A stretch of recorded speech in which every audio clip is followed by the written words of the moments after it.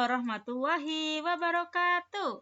Selamat pagi anak-anak. Bagaimana kabar kalian hari ini? Semoga kalian yang ada di rumah selalu dalam kondisi sehat walafiat dan kita semua selalu diberikan perlindungan oleh Allah Subhanahu wa taala. Baik anak-anak, sebelum kita belajar, kita berdoa terlebih dahulu ya. Berdoa, mulai.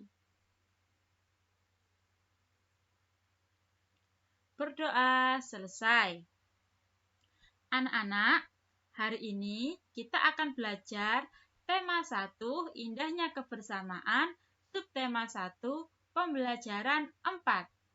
Silahkan dipersiapkan alat tulisnya dan disimak baik-baik video ini ya. Tujuan pembelajaran kita hari ini untuk muatan bahasa Indonesia, yaitu siswa mampu menuliskan gagasan pokok dan gagasan pendukung dari setiap paragraf teks yang dibaca dengan terstruktur.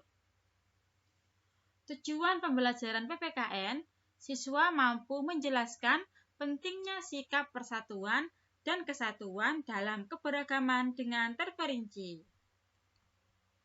Nah, anak-anak, Indonesia juga kaya akan keberagaman kain tradisional, misalnya kain batik, kain songket, dan kain ulos.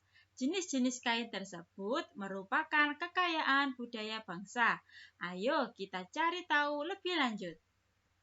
Di sini ada kain batik. Anak-anak, kain batik biasanya kita temukan di daerah Jawa. Ada juga kain songket. Kain songket ini bisa kita temukan di daerah Sumatera Barat dan Sumatera Selatan. Ada kain songket Minangkabau, ada kain songket Palembang, ada juga kain ulos. Nah, kain ulos ini berasal dari Sumatera Utara. Umumnya dipakai oleh suku Dayak. Anak-anak, sebelum kita membaca teks Tari Kipas Pakarena, kita belajar dulu yuk tentang gagasan pokok dan gagasan pendukung. Setiap bacaan biasanya terdiri atas beberapa paragraf. Setiap paragraf memiliki gagasan pokok dan gagasan pendukung. Gagasan pokok adalah ide utama yang dibahas dalam suatu bacaan. Dapat berupa kalimat inti atau berupa pokok paragraf. Sedangkan gagasan pendukung adalah uraian atau tambahan informasi yang mendukung gagasan pokok tersebut. Nah, di sini Bu Putri punya bacaan Tari Kipas Pakarena. Nah, ini anak-anak Tari Kipas Pakarena. Bisa kita lihat di layar ya. Di sini, di bacaan Tari Kipas Pakarena terdiri dari 3 paragraf. Paragraf pertama, Tari Kipas Pakarena merupakan kesenian tari yang berasal dari Goa, Sulawesi Selatan. Tarian ini sudah menjadi tradisi di kalangan masyarakat Goa yang merupakan bekas kerajaan Goa. Paragraf kedua, kisahnya berawal dari perpisahan antara penghuni Botinglangi, negeri Hayangan, dan penghuni Lino atau bumi pada zaman dahulu. Konon, sebelum berpisah, penghuni Botinglangi sempat mengajarkan kepada penghuni Lino cara menjalani hidup seperti bercocok tanam, beternak, dan berburu. Paragraf ketiga, cerita itu diabadikan dalam gerakan tarian. Makna gerakan Tari Kipas Pakarena seperti gerakan berputar searah jarum jam, melambangkan siklus hidup manusia. Gerakan naik turun mencerminkan roda kehidupan yang kadang berada di bawah dan kadang di atas. Cara menari yang lembut mencerminkan karakter perempuan Goa yang sopan, setia, patuh, dan hormat. Secara keseluruhan, gerakan tari ini mengungkapkan rasa syukur. Anak-anak, setelah kita membaca teks Tari Kipas Pakarena, di sini Bu Putri akan mengajak kalian untuk mencari gagasan pokok dan gagasan pendukung di dalam setiap paragraf teks tersebut. Di paragraf pertama ada 2 kalimat.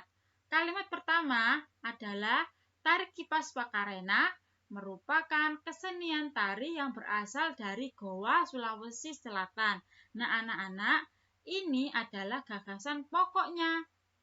Sedangkan gagasan pendukungnya adalah yang menjelaskan kalimat utama tersebut, menjelaskan gagasan pokok tersebut.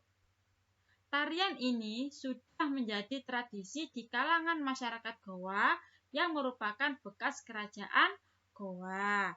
Selanjutnya, paragraf kedua. Nah, gagasan pokoknya ada dalam kalimat utama.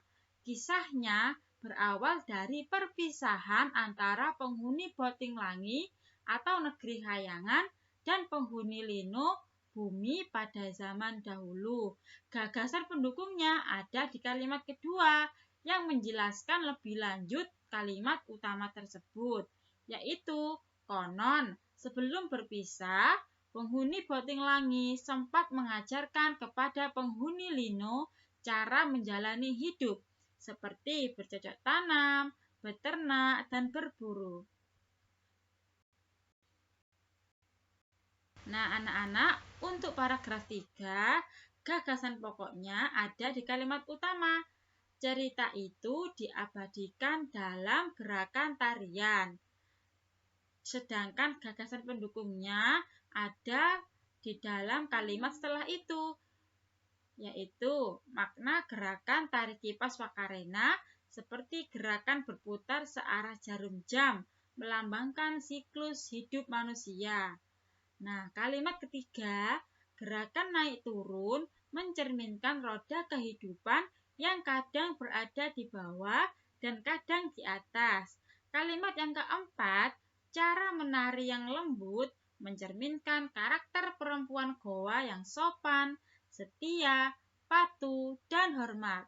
Kalimat yang kelima, secara keseluruhan, gerakan tari ini mengungkapkan rasa syukur.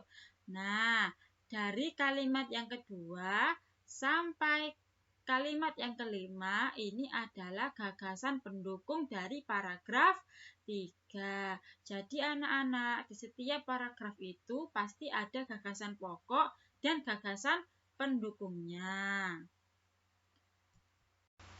Anak-anak, seperti yang telah kita ketahui, kita hidup penuh dengan keberagaman, baik itu di rumah, di sekolah, ataupun di masyarakat. Keberagaman di rumah, misalnya adik kita suka makanan yang manis, sedangkan kita suka makanan yang asin. Ibu kita suka makanan yang pedas. Nah, keberagaman itulah yang ada di dalam rumah yang harus kita syukuri dan kita hargai. Sedangkan keberagaman di sekolah, ada siswa yang berambut lurus, ada siswa yang badannya tinggi, badannya kurus, ada siswa yang beragama Islam, Kristen, dan sebagainya. Banyak sekali keberagaman di sekolah. Nah, ini juga harus kita syukuri dan harus kita hargai. Ada juga keberagaman di masyarakat. Nah, kita di masyarakat hidup bertetangga, tentunya banyak sekali keberagaman kita di masyarakat. Mari kita lakukan percobaan berikut.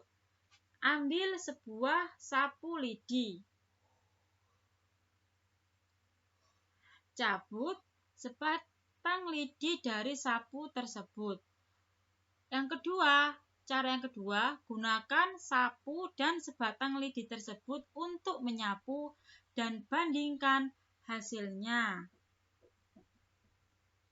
Nah, anak-anak, percobaan ini adalah percobaan untuk membuktikan apa sih sebenarnya makna persatuan dan kesatuan itu. Nah, percobaan ini bisa menjawab pertanyaan tersebut. Jadi anak-anak, persatuan dan kesatuan dapat diartikan kumpulan bagian-bagian yang dipersatukan. Seperti sapu lidi ini. Sapu lidi kita gunakan untuk menyapu. Bisakah sebatang lidi digunakan untuk menyapu? Tentu tidak, kan? Tapi lidi dapat digunakan untuk menyapu jika terdiri atas beberapa puluh atau ratus lidi yang diikat cukup erat menjadi satu. Nah, di sini bisa kita lihat makna persatuan dan kesatuan itu sendiri. Nah, hal itu merupakan bukti pentingnya kekompakan dalam mewujudkan persatuan. Dengan demikian, persatuan tidak mementingkan kepentingan diri sendiri atau kepentingan kelompok, tetapi lebih mengutamakan kepentingan umum.